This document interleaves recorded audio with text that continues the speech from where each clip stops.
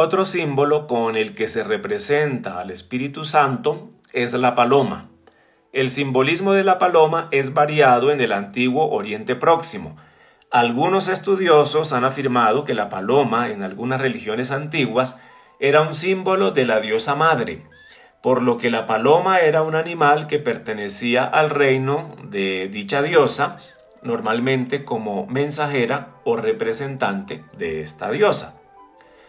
Es posible que cuando en el pueblo de Israel se fue dando el paso del politeísmo al monoteísmo, la figura de la paloma se fue reinterpretando de acuerdo a la nueva cosmovisión religiosa que se fue gestando. Ahora bien, si nos adentramos en el mundo de la Biblia, podemos rastrear el uso de la paloma en varios pasajes, de tal manera que algunos estudiosos desde hace bastante tiempo vienen presentando sus interpretaciones acerca del significado que pueda tener la paloma en el mundo bíblico. Algunos sugieren que la paloma en el Antiguo Testamento tiene un significado de mensajera de paz y reconciliación, por aquello del relato del libro del Génesis, capítulo 8, del 10 al 11. Allí se cuenta que cuando acabó el diluvio universal, Noé soltó desde el arca una paloma para ver si las aguas habían bajado, y ésta volvió con una rama de olivo en el pico, anunciando que la catástrofe había terminado y comenzaba una nueva era de perdón y paz sobre la tierra. Sin embargo, en este relato, la paloma no tiene ninguna relación con el Espíritu Santo.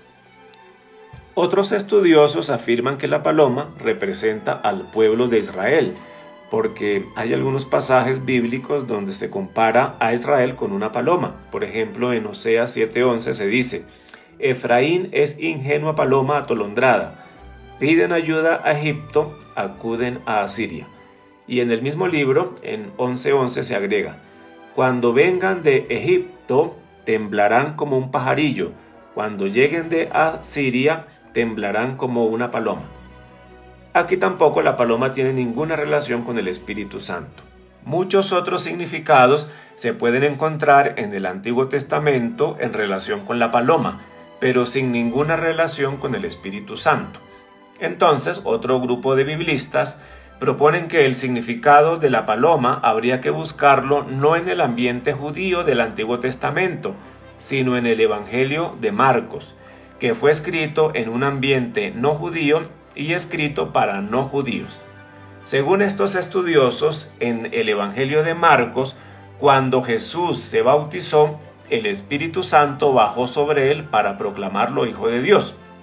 Ahora bien, ¿qué podría significar para un lector romano de la comunidad de Marcos la escena en la que un hombre es declarado Hijo de Dios con el descenso de una paloma? Se sabe que en la cultura romana estaba muy difundida la adivinación por medio de las aves. Se creía que el vuelo de algunas aves tenía algún significado y portaba mensajes de los dioses. Por eso se entrenaban a ciertos sacerdotes para que observaran el vuelo de las aves y lo interpretaran. Esta creencia estaba muy difundida en el mundo romano. Así, por ejemplo, se dice que en la vida de muchos emperadores, las circunstancias de que un águila bajara hasta ellos determinó su ascenso al poder. Se cuenta, por ejemplo, que Augusto, el primer emperador romano, cuando aún era un general, un águila descendió sobre su tienda, lo que fue interpretado por el ejército como un presagio de su futura subida al trono imperial. Esto también se dice de otros personajes como Tiberio y Claudio. Antes de subir al poder imperial, se les relaciona con un águila, como un augurio de que estos serían investidos como emperadores. En fin, para los romanos, el descenso de un águila constituía uno de los símbolos de la subida al poder imperial, y también el momento en el que algunos emperadores recibieron el título de Hijo de Dios.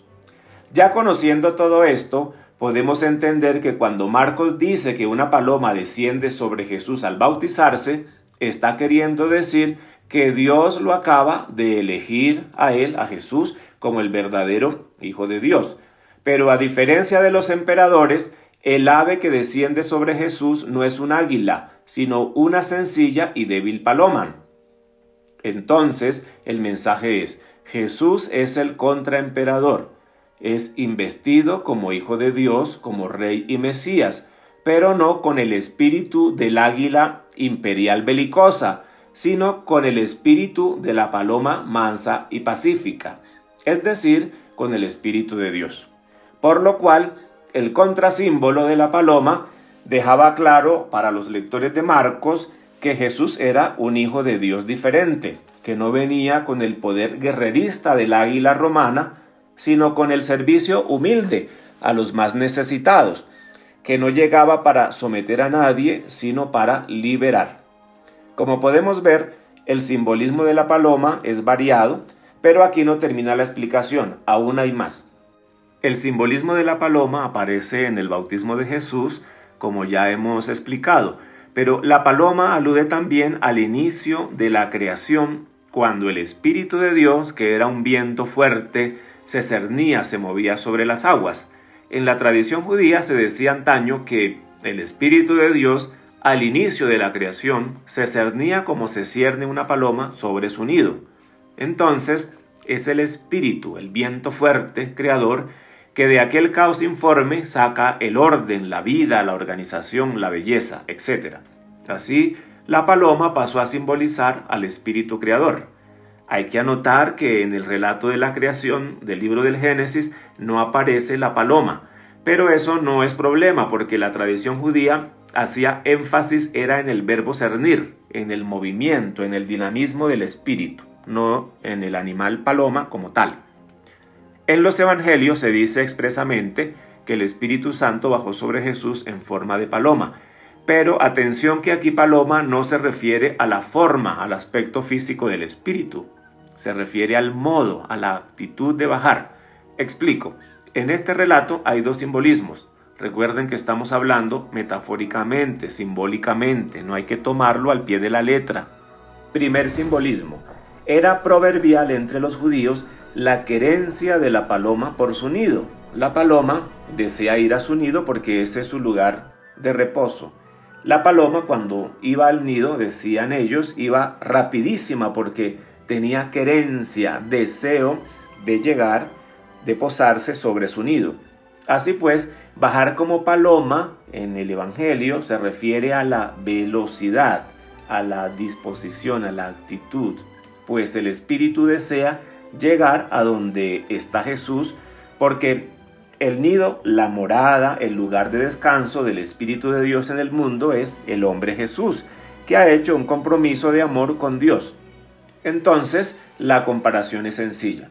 El Espíritu, que es Dios mismo comunicándose, siente, por así decirlo, querencia, amor por la persona de Jesús, ya que ha querido Dios comunicarse con el ser humano, pero Dios no era captado o no era captado de manera adecuada, clara. Solo con Jesús esa comunicación se hace efectiva, plena. Por ello, el lugar natural del Espíritu de Dios en la tierra es Jesús. Así pues, bajar como paloma, con esa rapidez, con ese deseo de posarse sobre su nido, el Espíritu Santo baja sobre Jesús, que es su lugar natural, porque Jesús está en total sintonía con el Padre Dios. Segundo simbolismo, decían los rabinos, tomando la frase aquella del libro del Génesis 1:2, la creación era un caos informe y el Espíritu de Dios se cernía, aleteaba sobre las aguas. El Espíritu, como ya hemos explicado, significa el viento. Entonces decían los rabinos que el Espíritu de Dios se cernía, aleteaba sobre las aguas como una paloma sobre su nido. Comparaban ese espíritu, viento, aliento, que se cernía, que aleteaba como una paloma al inicio de la creación. Y como aquel espíritu era el espíritu creador del que va a salir la creación, el mundo, entonces aquí la paloma significa también el espíritu creador. Por ello, la bajada del espíritu en los evangelios supone la culminación de la creación del ser humano, que en Jesús llega a su culmen, a su cima, porque al serle comunicado ese espíritu en su totalidad, Jesús es el hombre igual a Dios, el hombre Dios, porque tiene toda la fuerza de la vida divina, toda la fuerza del Espíritu de Dios.